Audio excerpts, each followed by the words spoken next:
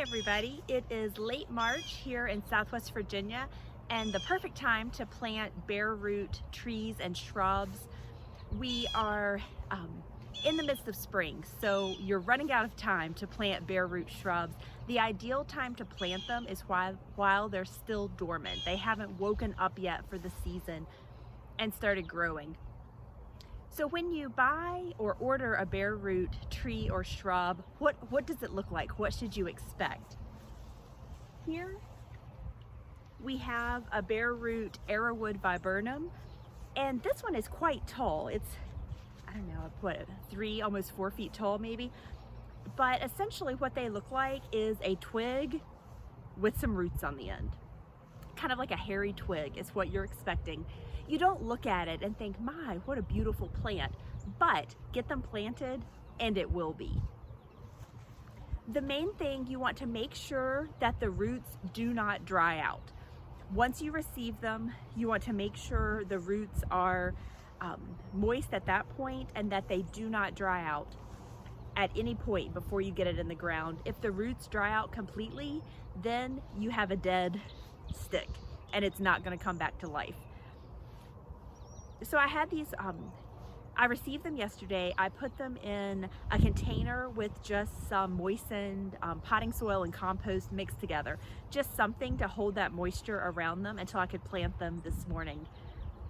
Now that I've come out to the planting site, I took these out of that mixture of soil and I put them in a bucket of water. This serves 2 purposes.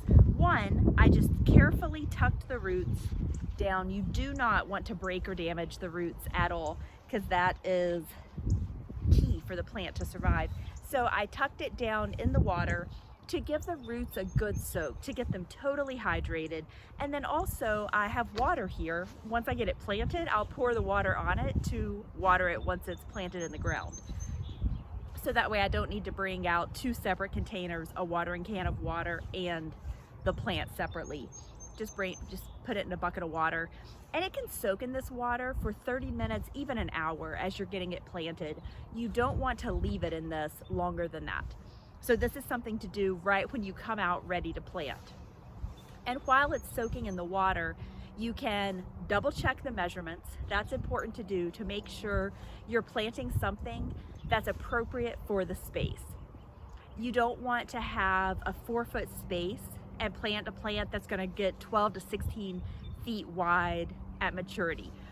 You will be unhappy, the plant will be unhappy. So bring out your measuring tape, your shovel to dig your hole. You don't need to add anything to the hole. You don't need to add fertilizer or potting soil or compost in the hole. You just want to use the natural soil. Especially with something like the Arrowwood Viburnum, which is a native plant. It wants to grow in our native soil. The only thing I do add is a little bit of bone meal.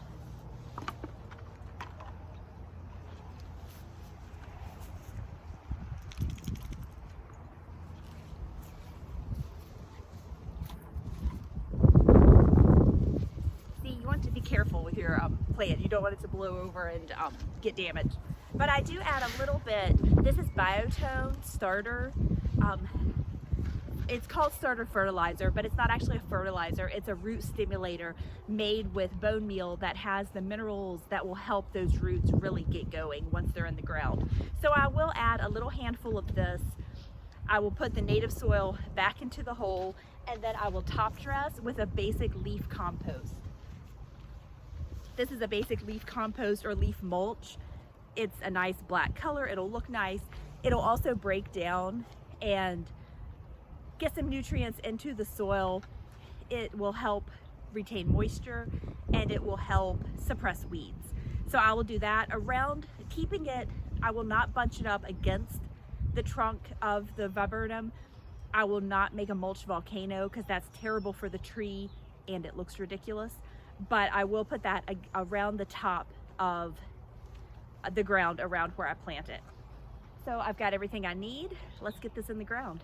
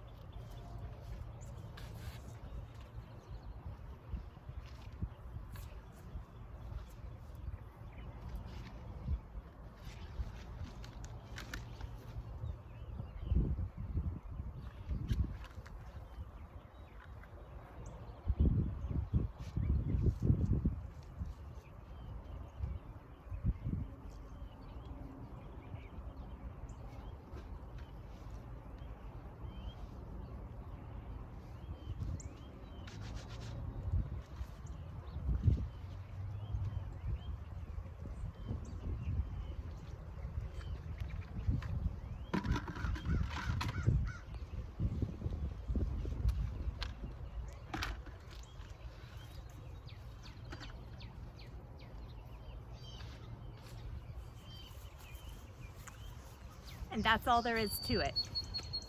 So when you're digging the hole for your Arrowwood Viburnum or whatever bare root tree or shrub, you only need it as deep as the roots are. You don't want to bury it any deeper. You want all the roots under the surface of the soil. I hope you can still hear me with the wind. The wind's picking up, rain's moving in, but you don't want the roots any deeper. You don't want them super deep. You don't want soil going up the trunk of the tree. The roots under the soil. You do want to dig the hole wider than the roots are. You don't want to be bending the roots or having to trim them off or anything. You want them to be able to spread out in their natural shape.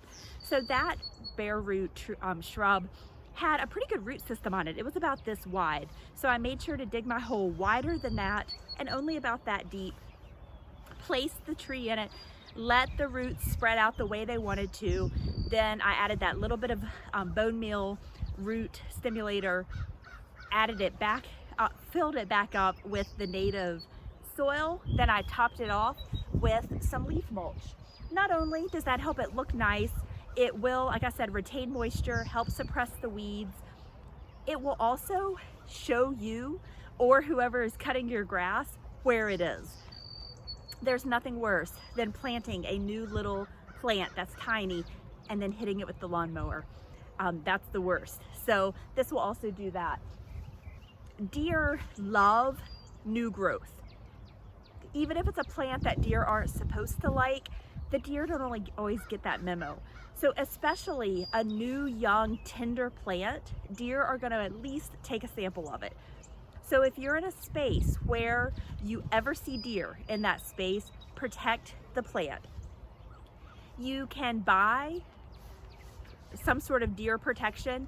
Also, if you just have a simple tomato cage like you use in your vegetable garden, you can put that in the ground around it and then add a little bit of mesh or a little bit of chicken wire, hardware cloth, any of that around it. This is planted inside our fenced-in backyard, so deer don't actually access this space, so I don't need to do the deer protection here. The other bare root plant I'm planting outside our back fence, I will definitely be adding the protection to that. Today also is a perfect day for planting bare root plants. It's overcast, it's kind of cool, as you can see I'm in a coat, and it's just starting to rain. So this is the perfect welcome home for this plant.